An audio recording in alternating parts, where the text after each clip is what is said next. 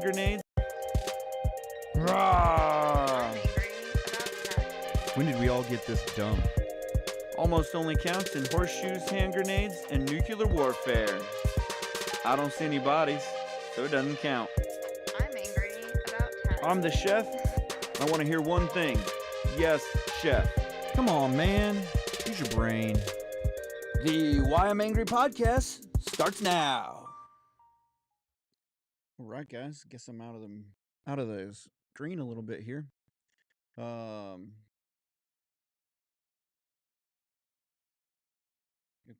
there we go. So it's Why I'm Angry podcast. This is the chef. We are live once again, and let me try to get my audio turned up here a little bit. There we go. Gotta turn up the mains. So, again, follow, like, and share us. Get out there, get us some more views, get us some more downloads, help us out. Easiest way to support us, it is free to do it that way, and we appreciate it just as much as anything else. Obviously we do have on our website at whyimangry.com or at Freestyle Creative Group, which is our production company. You can get on there, get a subscription, get $1.25 right now, gets you ad free podcasts, $1.25 a month. It seems like we're just kind of, throwing pennies at it, but if we get a bunch of people throwing pennies at us, it'll be dollars, and we'll be able to produce a much better, much more timely, and we'll be able to get more hosts and things like that, because anyone who talks on the show, that isn't one of our volunteer hosts, Honest Abe or Jay Boots or Peyton or Lady D, they cost money. So we right now, we don't do a whole lot of that, but if we had a budget, we could. So you wouldn't have to just listen to the chef or anyone else just kind of drone on or whatever, however you like us or whatever. You wouldn't have to listen to us just on our own. So shameless plugs, get on, help us out. We need it. whyimangry.com, or Freestyle Creative Group, which is our production company.com. So the title is The Quick Three. And I'm gonna kind of go through kind of the top three things kind of going on in the news today, maybe over the last couple days here, and then just maybe I'll hit a couple other things I saw as I was kind of looking through, doing a little show prep last 15 minutes or so. The Westminster Dog show was on, and the Preakness is this weekend. So we may hit on those topics a little bit. But one of the big things, one of the big articles I just saw is, and we've been kind of talking about this, being anti-Semitic or things like that. Just the freedom of speech, and the different things that we get away from freedom of speech on, are a slippery slope, or they can be a slippery slope because once you start taking the freedom away, inches, then they take a foot, then they take, your foot. If Honest Abe was here. So just things like that, where, and so I found an article that kind of shows how it slides. So first off, we have the freedom of speech where you can just about say anything in a non-violent manner. So you're not threatening anybody, or you're not, enraging a group, like yelling fire into a theater or something like that, where everybody runs and people get trampled and killed and stuff like that. So you have the First Amendment that as long as you're peacefully protesting or peacefully gathered, you can gather in any name, say just about whatever you want to say, and you're protected by the First Amendment in the Constitution. If you don't know where the amendments are located, and if that's the case, then direct message me. We need some intensive therapy. Maybe you need to go back and do some history classes. Maybe you're not from here, and that's cool. We'll work with you and get you educated on all of that good stuff. So, the article kind of it comes out of California. But basically, I saw it on a couple forums. This is the one I got was off the Glenn Beck, the Blaze deal. And so the president of a public university in Northern California, which was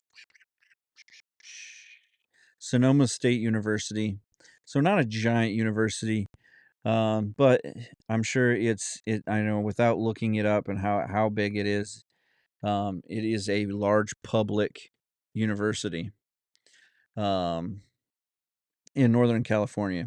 He announced on Wednesday that he was going on leave. And this leave started less than 24 hours after endorsing an academic boycott on Israel, which we've talked about how being anti-Semitic is in what you say is kind of against the First Amendment, but yeah, this is a public school that shouldn't be leaving anyone out um, based on their religion, race, color, creed, and now sexual preferences, sexual orientation, um, male or female, their sex, anything like that. It should be based on their studies, how what their grades are and things of that nature, and that's how you don't get into school or you get into school, but it's not based off of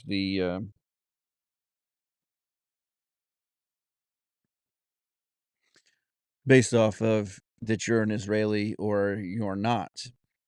And so basically, I guess what the story goes kind of reads on that the president went to pro-Palestinian demonstrators and he needed them to get off of the campus.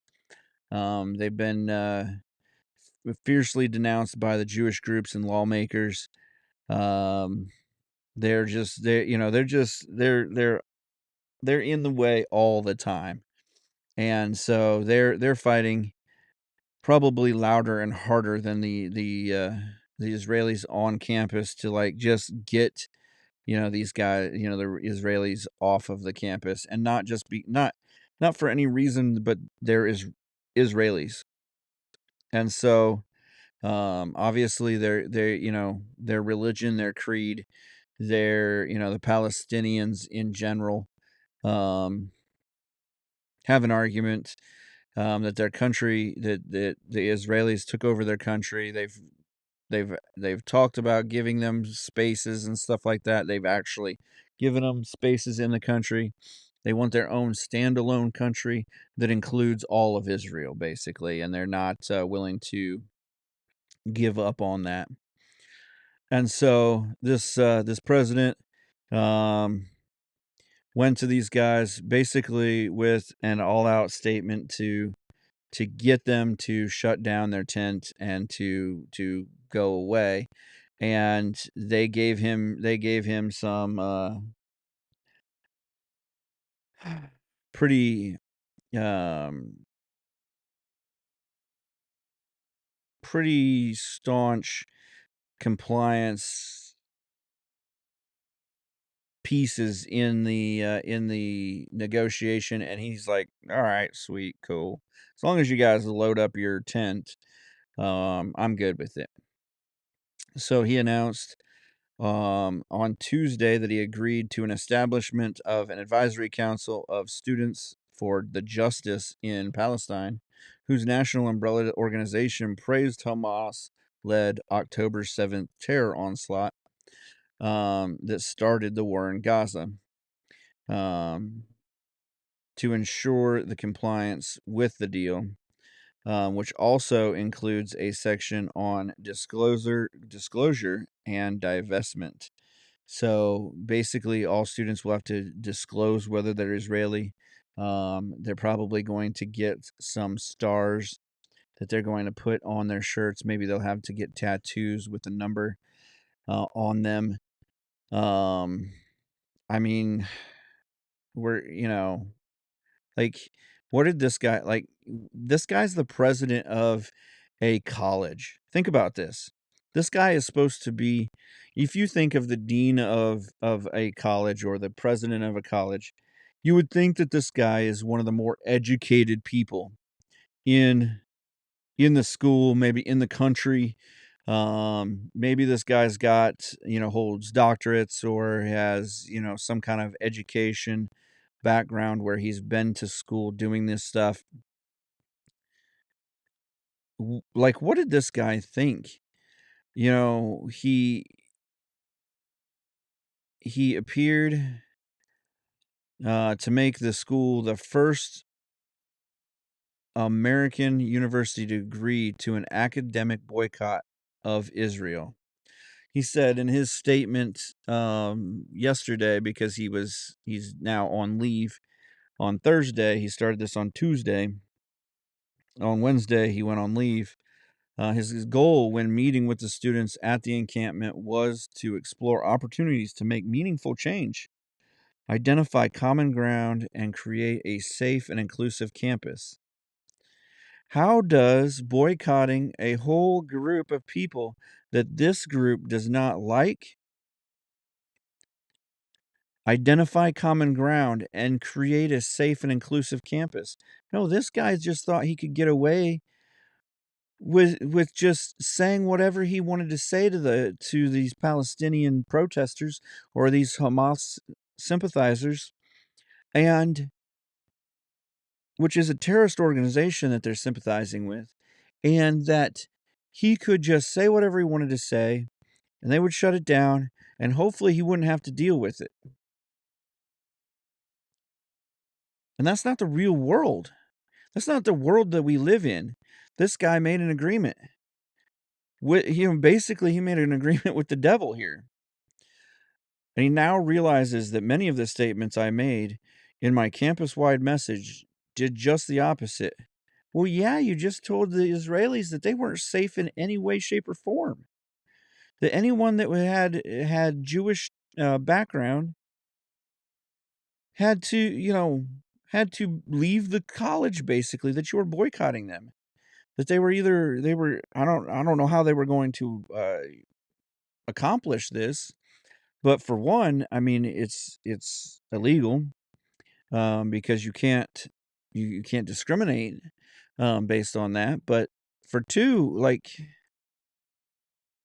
how is that inclusive in any way?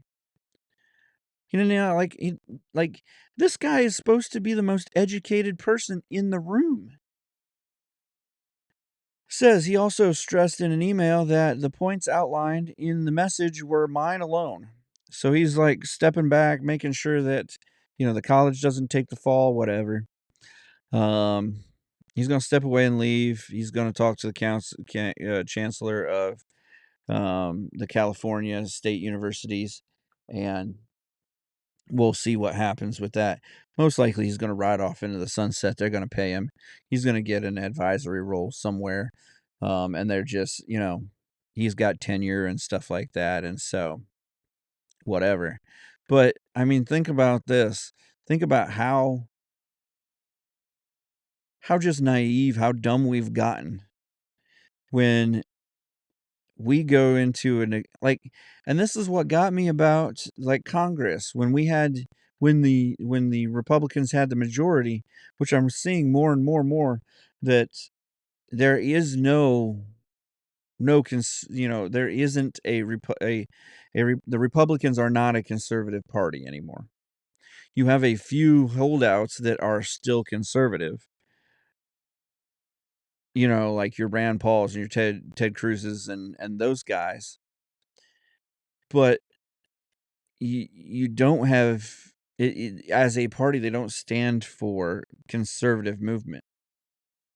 They don't stand for anything but the power, like the Democrats, honestly, and they're just an unorganized form of Democrats.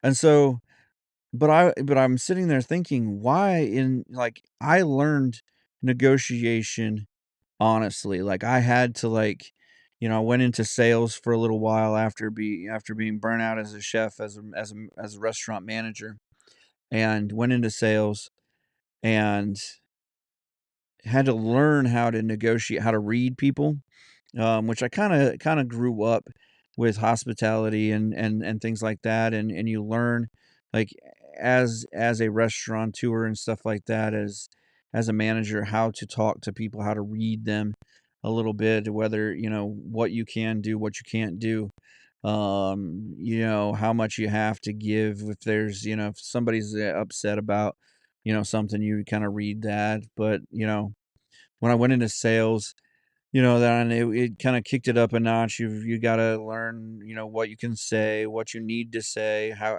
when that you have to ask for the sale and things of that, just you have to ask for what you want, and things of that nature.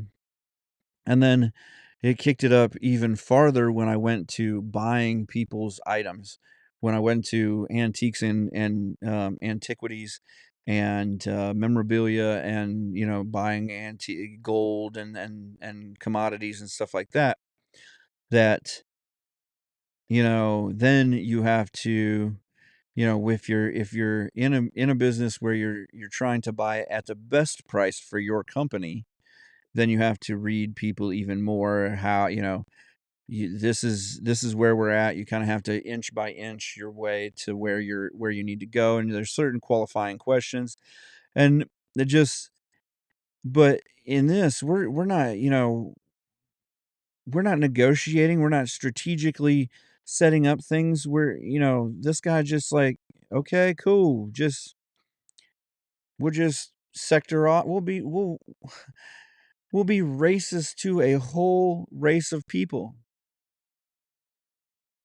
to a whole religion of people. We're just okay, cool. That these, the it's just I mean it's just dumb. And guys should know better. And I mean, come on. It's something I saw the other day, and something I was even thinking about here is, you want to prepare for the future and how bleak it could be. You want to prepare for the apocalypse, or you want to prepare for the alien invasion, or the zombie apocalypse, or just Jesus coming, or the rapture, or the downfall of the US, depending on what you believe in and who and things of that nature. You want to prepare for the end? You want to prepare for the bottom line times? Learn a skill. I mean, going out and learning, being a whatever you are, or whatever thing that you got into, marketing or management, or getting a business degree, or whatever, is great. But once you get that and you're set up and you're making money on this system, you want to be set. You want to be ready for the bad times. Learn a skill. Go back and get a certificate in something.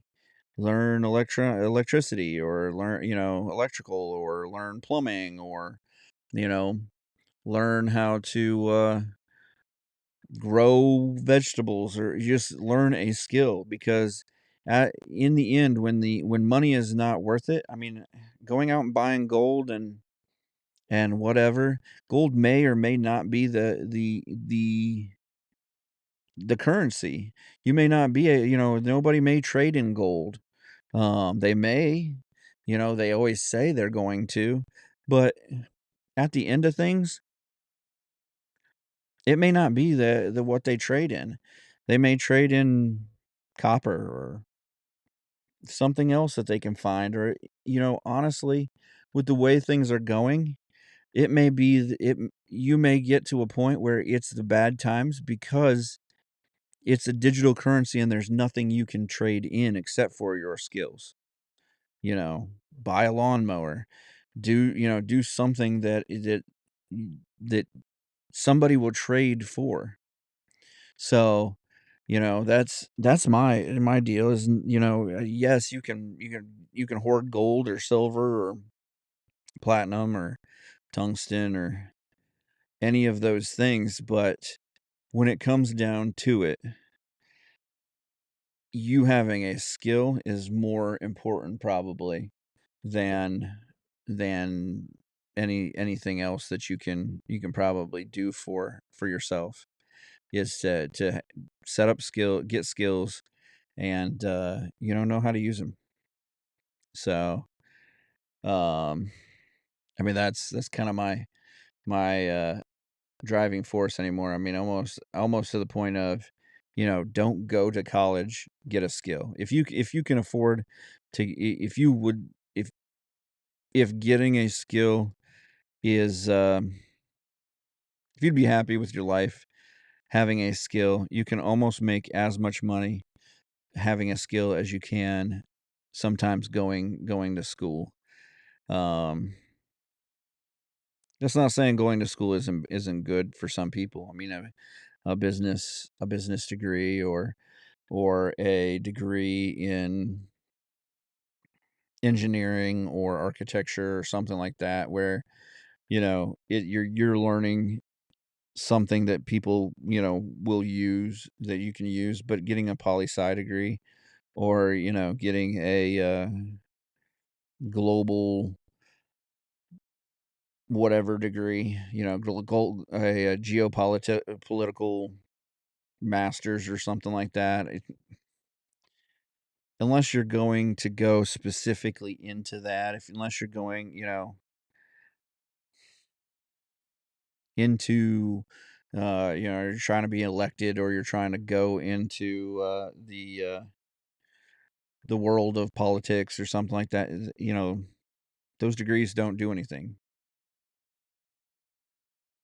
They don't, when it hits the fan, they they don't get you here or there. So, but I digress. I digress.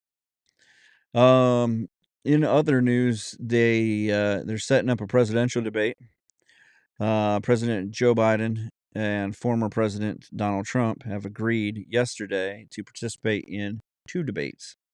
I saw the one looks like it's going to be, CNN will host the first debate June 27th, with an ABC rematch slated on September 10th. I bet, and if you're a betting person, you can find this bet. I bet that they don't do a second Biden and Trump event. I would be surprised if the first one doesn't either take Biden out and they end up replacing him with JFK Jr. or anyone else. Hillary, who I haven't seen in 4 years, basically, or Gavin Newsom, or somebody that makes a rousing speech and stands up and says, "I will take the reins from our fallen comrade," blah blah blah type speech. Um, so Biden's team has a lot of criteria. They're not allowing. Biden's team had also called for no live audience at the events, and no surprise moderators. Any candidates poll above 15% nationally who is on enough state ballots to win 270 electoral votes can participate. Normally, that effectively excludes third-party candidates. JFK Jr. says he can get there. Right now, he is currently on 4 state ballots, and he's polling at 10%. So right now, he's out. But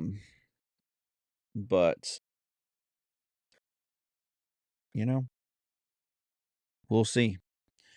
I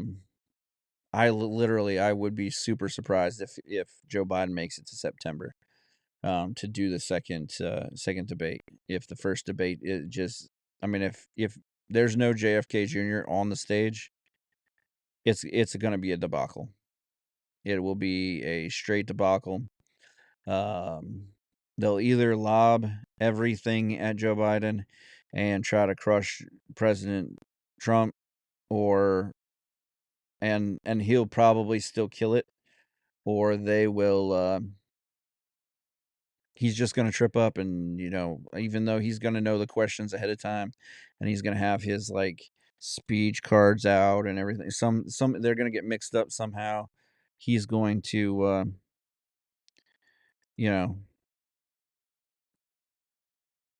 he's going to fall apart, something like that.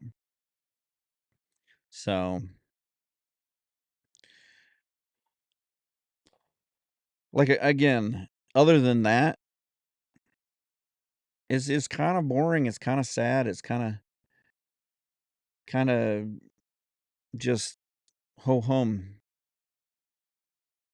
It is what it is. Until you know or think you know what's going on, it's just boring stuff. I mean, none of it really matters when you come down to the bottom part of it here, being here at the local level and stuff like that. What's it matter anymore? Two rich old dudes trying to get power. I believe the one is trying to do it for the right reasons, trying to, set the world and the US up for his future family, his son, his daughters, his other son, just his youngest, things of that nature, set it up for the future. But other than, destroying the country, what are they doing for us here? And honestly, the answer should be nothing, because the U.S. government, the federal government, should never touch you at your state, at your local level. Your state, your local governments should be the more oppressive group. But gotta have our Obama phones and our Obama care, and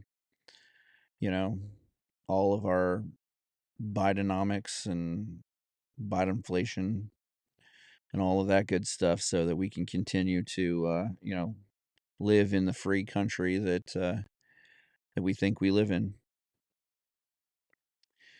So, yeah,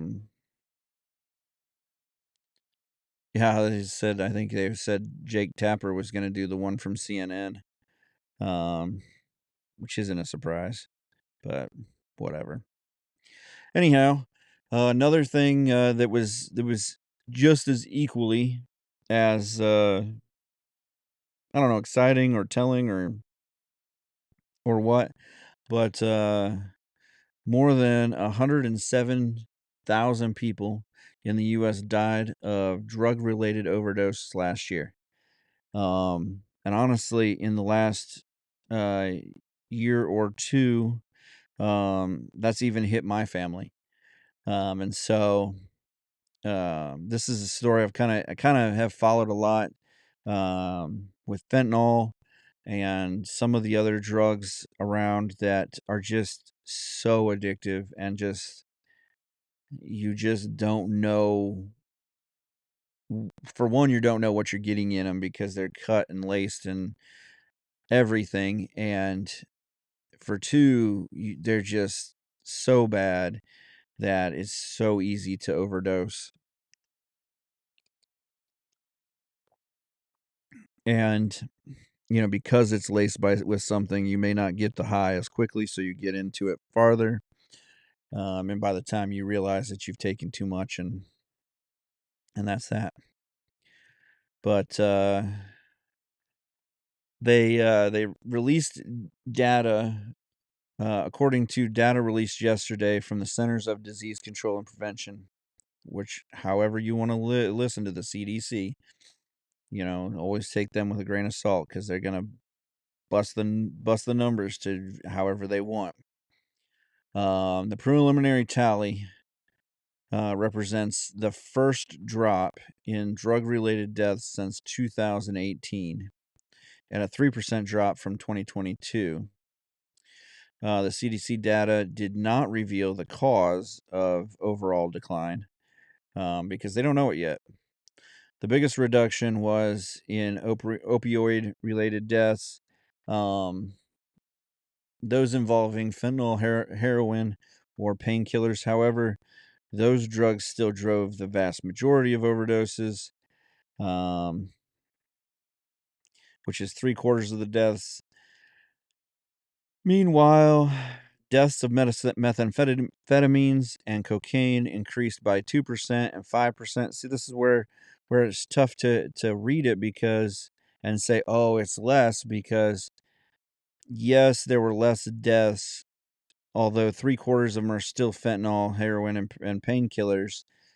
Cocaine and that increased, methamphetamines and cocaine increased, while most saw a reduction in deaths. Alaska and Washington and Oregon,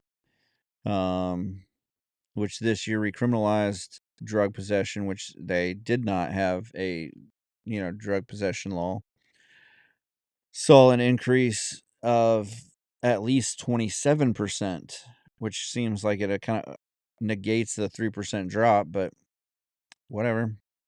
Lower populations or something. They say separately, Walgreens yesterday announced that it will sell a nasal spray version of overdose reversal medication, naloxone.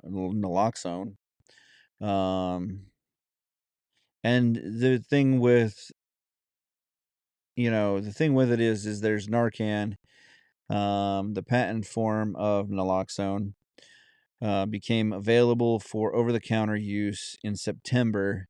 So they also did a big push at the beginning of last year to get a lot more Narcan into the police and first responders' hands to save people.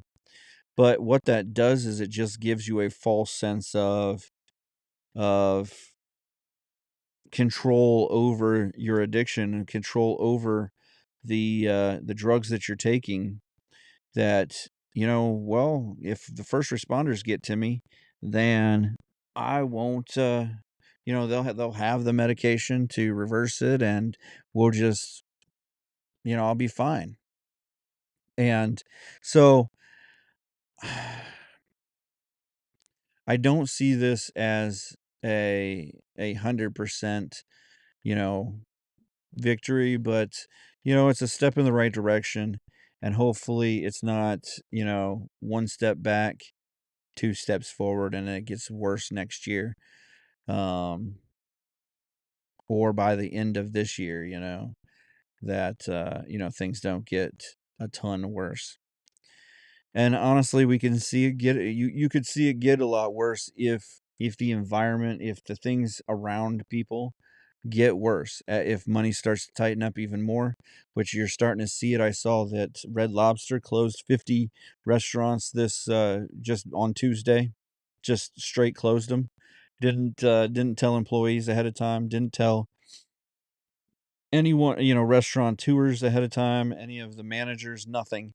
Didn't tell anybody ahead of time and just closed them down. And there it's part of some dumb decisions, all you can eat shrimp for 20 bucks. Um, is definitely one of those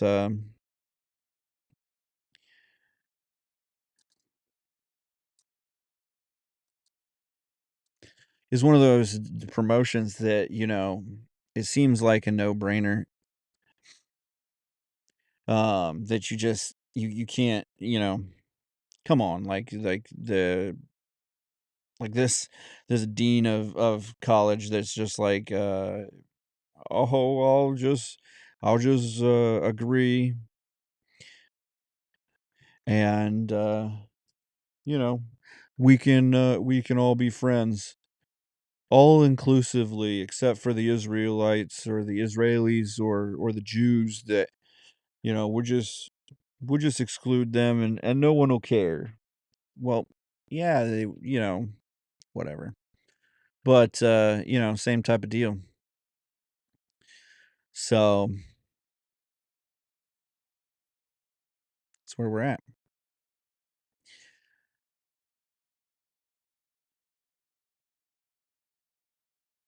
But so anyhow, um getting into a couple little other things. I know that was my three that I said, or that we kind of said in the thing. The title is the quick three. A couple other quick things. Um Magician David Copperfield is accused of sexual misconduct by 16 women. The sequel to 1996 Happy Gilmore is is slated. They've been confirmed with Netflix. Now that Netflix is doing it, I'm sure it'll be terrible, but whatever. Adam Sandler is to return. So, Sage, a miniature poodle, wins the 2024 Westminster Kennel Club Dog Show. Last couple of years, it's been kind of more working class. You've had, you had a golden retriever. We had uh, a bulldog, and now we've got the miniature. The poodle is back. The poodle is sit. Had to give it a few years so that people would come back to watching it. But yeah. So OpenAI co-founder, chief scientist, Illa Sutskever, is leaving the company. He tried to help lead a November effort to oust the CEO, Sam Altman, which ultimately failed. But he's out. He's done.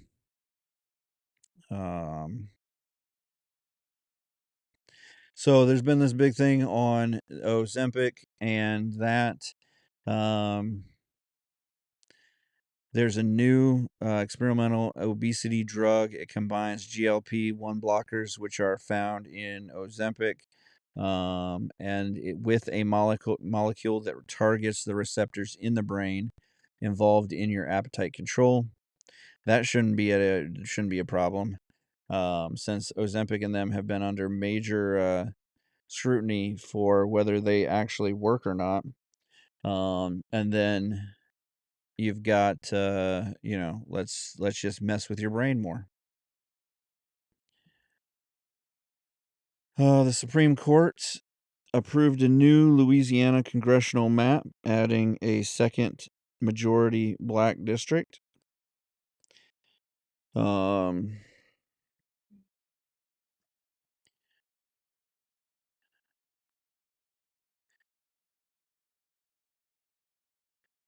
there was also one other one I saw that. So, and then we also have the Preakness this weekend. So, Preakness 2024. If you didn't see the Kentucky Derby, go back and watch it. It was literally probably one of one of the best races that you'll get to watch, like from this era of racing. Probably one of the best all out, just close. This is the race type thing. So just one of the best overall races. Um, so contestants, I wish that they would bring all of like the three horses that ran such a good race in the Kentucky Derby and bring them back to the Preakness. But they're not going. They didn't. It's going. Mystic Dan is there, which is the winner of the Kentucky Derby. Obviously, he's going to try to go for the Triple Crown. There's some other great horses, but you're looking at Seize the Gray, Mugatu, Uncle Heavy, Catching Freedom, Just Steel, Tucson Gold, and or Tuscan Gold, and Imagination. So you're not seeing Sierra Leone, and you're not seeing what was the other one that was supposed to be the big horse from the Kentucky Derby.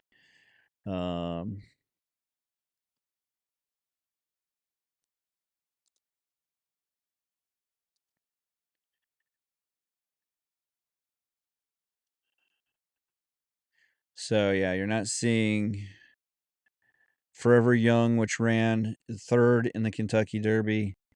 You're not seeing, what was it, Fierceness, who was supposed to be the top horse for the Kentucky Derby, who ended up running 15th.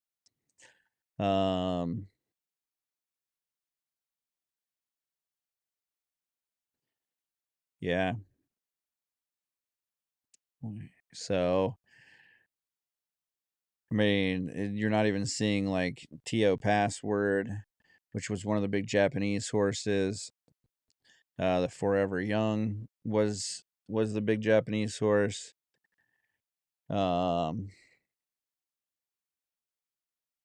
So kind of disappointing, and I wish. I mean, it should be three great, three of the the best races, but I thought with Sierra Leone. I mean, I told my wife, I said, getting into it that Sierra Leone, they can't win. I think I said this already on the podcast. You can't buy the Kentucky Derby. The second you think you bought the Kentucky Derby, $2.3 million horse, so Mystic Dan comes in by a nose and wins it. So, yeah, honestly, there isn't too many horses that actually ran both races. So, the only ones that you got are the gray horse, I think. No, Seize the Gray didn't run the Kentucky Derby. I thought he ran it. Maybe he ran one of the pre races. But yeah, you're basically running a completely new race with Mystic Dan going after a new set other than yep. Oh yeah, Just Steel is the only other horse that ran in the Kentucky Derby and is running the Preakness here.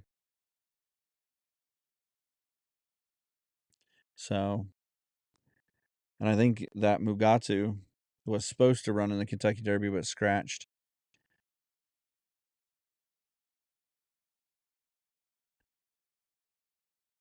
I'm trying to see if they say that. Yeah, not on this article.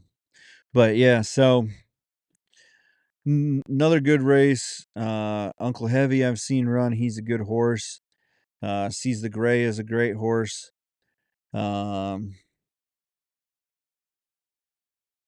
Catching Freedom I've seen run isn't bad. Imagination was has a couple good wins. Just Steel is a justified full. So could be another great horse. Has won some good races. Didn't do so good on Derby Day. End up in 17th. But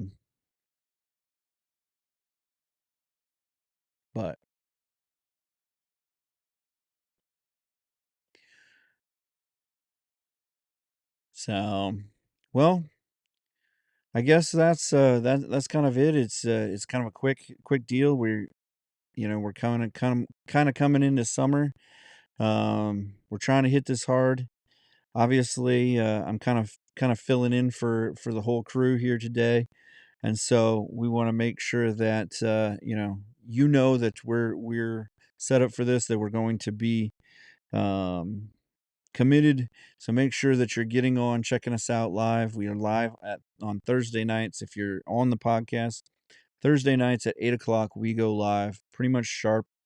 We might go live for half a minute or a minute or so before before we're ready, and then you'll hear the normal, lead in for the Why I'm Angry podcast, and then you'll hear my amazing voice.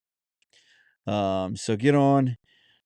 Again, follow, like, and share us. That's the easiest, quickest way. You can get on our website and give us a few bucks one time. Give us $1.25 a month, and we'll give you free, ad-free podcasts. And then we'll shoot you some specialty emails and things of that nature. Get you some more stuff. $2.50. You get the whole pass. We'll shoot you emails with information every week about what we're going to be talking about ahead of time. We'll shoot you emails about different things. We also have a news page where you can get on and check us out, check what we're looking at. We try to update that daily. And so just get on, get your information, start thinking for yourself. Start getting your own ideas and thoughts, and if you get some of those ideas, thoughts, comments you want to give us, or anything like that, whyimangry@gmail.com is your place to talk to us directly. Or you can always shoot your stuff in the comments, and just say, hey, I'm here, or something like that. So get on, get to know, and get to thinking for yourself. Free thinking, freedom.